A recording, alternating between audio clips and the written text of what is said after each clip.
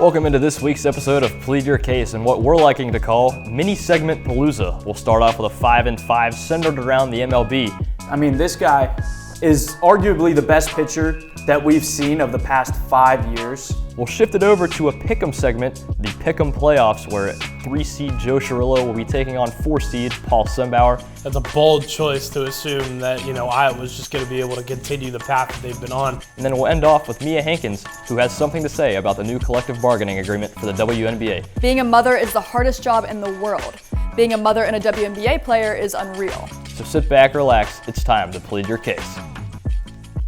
Welcome in to Plead Your Case, Waynesburg Community Television's national sports debate show, now expanding outside the realm of the Power 4 sports.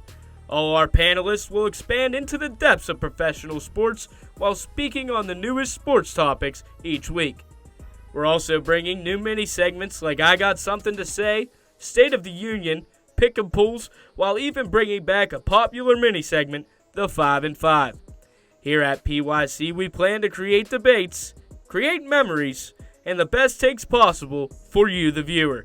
No one is safe. Every opinion, every angle will be challenged and discussed to further detail.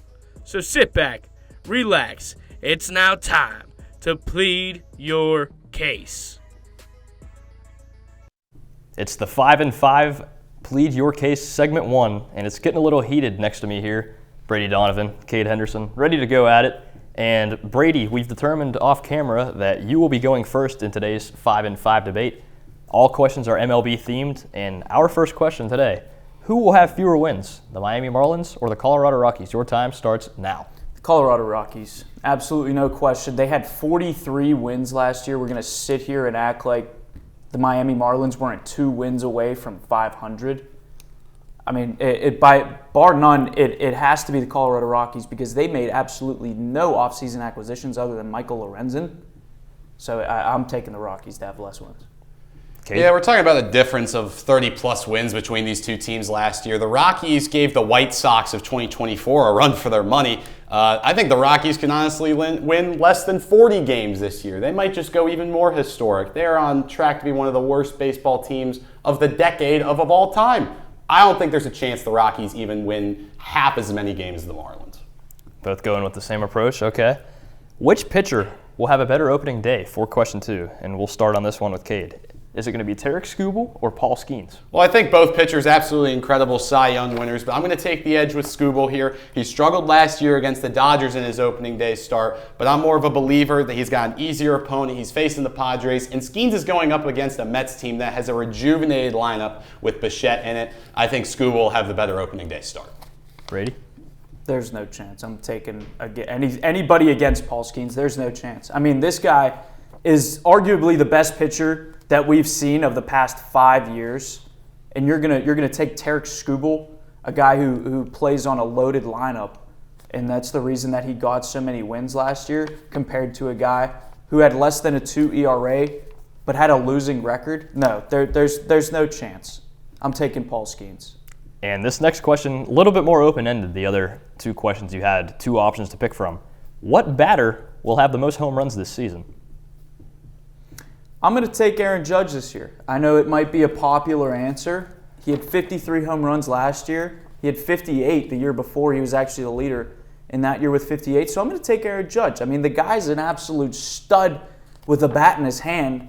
And, yeah, I mean, I'm not really else much to say about that. I'm taking Aaron Judge to be the home run king. Cade? Yeah, Judge is a fine pick. He'll obviously be in the conversation in that top 5, but I'm more of the idea that Shohei Ohtani will get the most home runs. With such a stacked lineup around him, he'll probably have the most opportunities to actually get as many home runs as possible. I'd say Schwarber is in the conversation as well. Cal Raleigh probably not going to repeat his success from last year. So I think Ohtani, with the depth around him, he should be able to get the most home runs in the league. You guys are making good time so far. We have 2 questions left. This first one, what team that did not qualify for last year's postseason will this year? We'll start with Cade. I want to take the A's. I think the A's have, with a full season of Kurtz and Wilson, and being in a weaker division, in my opinion, in that AL West, I'm confident the A's will sneak into a wild card spot and an AL that's kind of shifting around this year. Brady?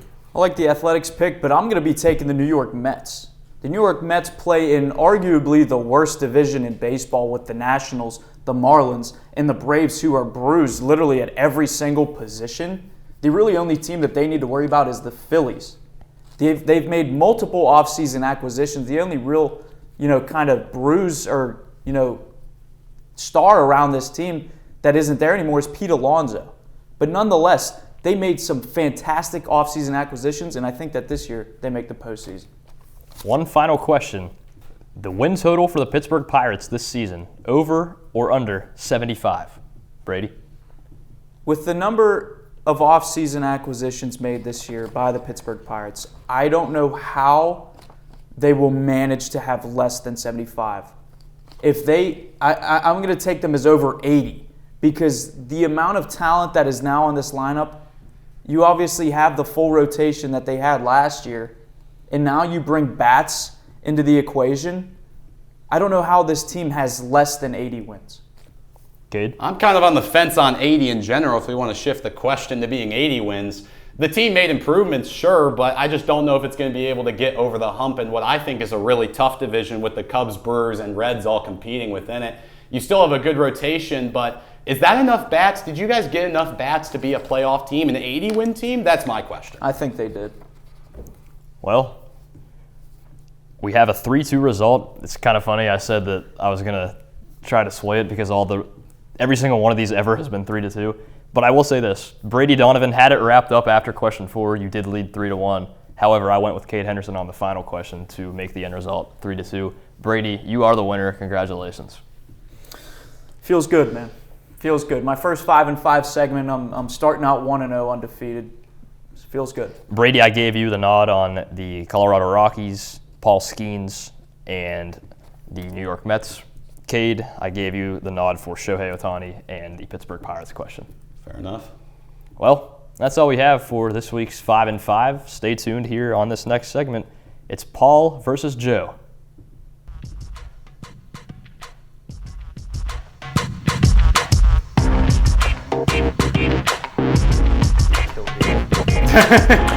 I mean,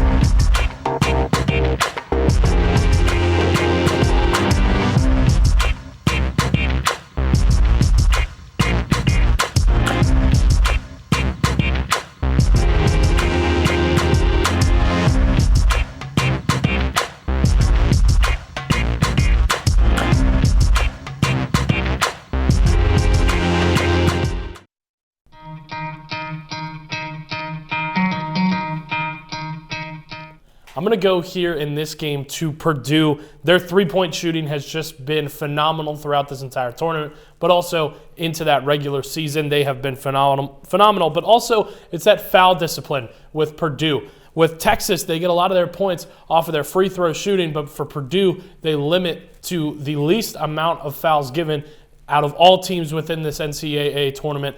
Currently going on, I'm taking Purdue in this. Their foul discipline is going to be the reason they win this game. Yeah, Braden Smith for Purdue has been the best player on the team. But if the Longhorns can stop him, the Longhorns have been on a tear. If the Longhorns can stop him, I think that'll give him the lead in this one. And C.J. Cox from Texas, he left the game with a hyperextended knee. But looking at the injury reports, he's coming back. And he's been a top player for this Texas team. So in this one, give me Texas.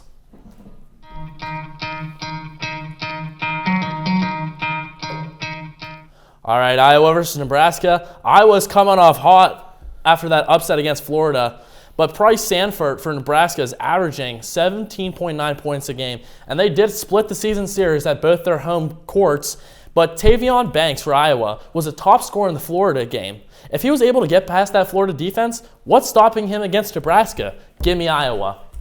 That's a bold choice to assume that, Iowa's just going to be able to continue the path that they've been on with Florida, who is a crumbling team that we all knew going into it. I'm going Nebraska in this one, mainly only because of their defense. Their defensive side of the ball has been phenomenal throughout this tournament, but also against Iowa in general when they were able to play them, like you said, in that 1-1 split that they had in their regular season. Nebraska, I think, in their defense, but also just in rebounding. They're going to be able to get those offensive rebounds, point those points back up, and they're going to win in the end.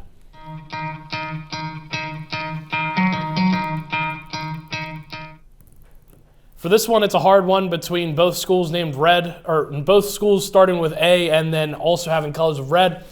I'm going Arizona in this one, mainly because of the aggression that is going to be out there on the court. Both teams are going to be aggressive. Both teams are going to want this win badly. Arizona's been playing some meaningless teams with Utah State and Long Island University, fins up. But in this case, I got to go Arizona. I think they're going to come out with this wanting to get a good victory under their belt in this tournament. It's going to be here with Arkansas.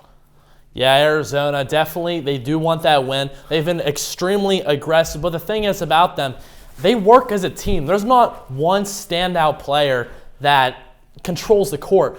Each person on that court has their own role, and if they play up to that role, I think they go past Arkansas, but it's not going to be an easy one. This is a real opponent that they're facing, but give me Arizona.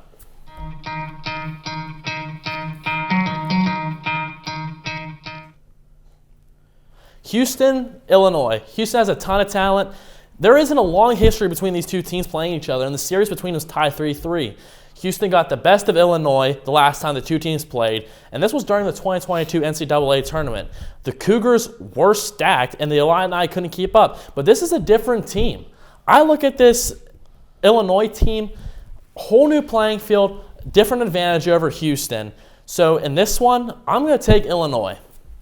I'm also going to go Illinois here. They've been the better team throughout the tournament and throughout the regular season. Houston, I feel like, has gotten by a little bit easier than they should have been in this tournament. When it comes down to Illinois, they can shoot and block in the same sequence. They can do it all throughout the court. Houston, it's kind of one or the other. They got to pick and choose how they're going to play for the remaining 5 minutes that they're going to be going on a certain run, whether it's defense or offense. That could prove good for them in the end. But in the end, I'm going to go Illinois here and move on.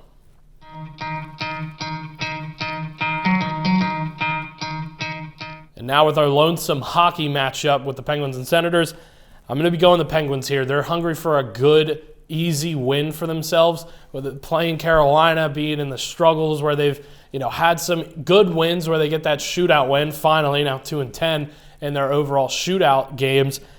I just think the Penguins are going to come out here kind of flying, smoking around. They're going to want a good win. They're going to want one to kind of put under their belt to get a little bit closer into the Metropolitan to, kind of solidify themselves a little bit more. This is where they're going to do it against the Senators. Also, give me a score of 3-2 in this one. I think they're going to come out hot, getting like a 2-0 start going into that third period, but then they're going to let up some. It's going to come down to the wire, but 3-2 Penguins. I went with the Senators in this one. Penguins have a hard game ahead of them against the Senators, and they play the Avalanche tonight as well, Tuesday. But without Malkin or Lizotte, Malkin just entered the injured list with an upper body injury. He's been a top player for the Penguins for years, especially this year. The Senators have also been very dominant over them in past games, so I'm going to be taking the Senators in this one. But on the other side of the spectrum, Joe, 3-2, final score.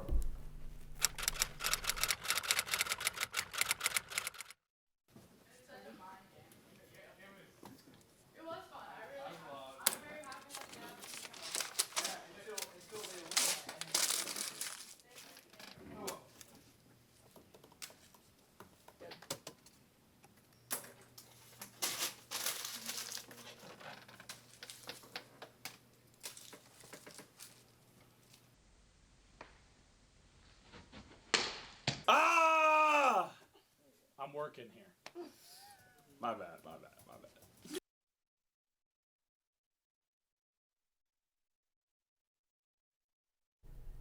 Welcome back to Plead Your Case. I'm Mia Hinkins, and you guessed it, we're going to be talking about the WNBA. The WNBA has quickly become one of the fastest growing professional sports leagues, and finally, a collective bargaining agreement, also known as a CBA, has been put into place to grow the league even more.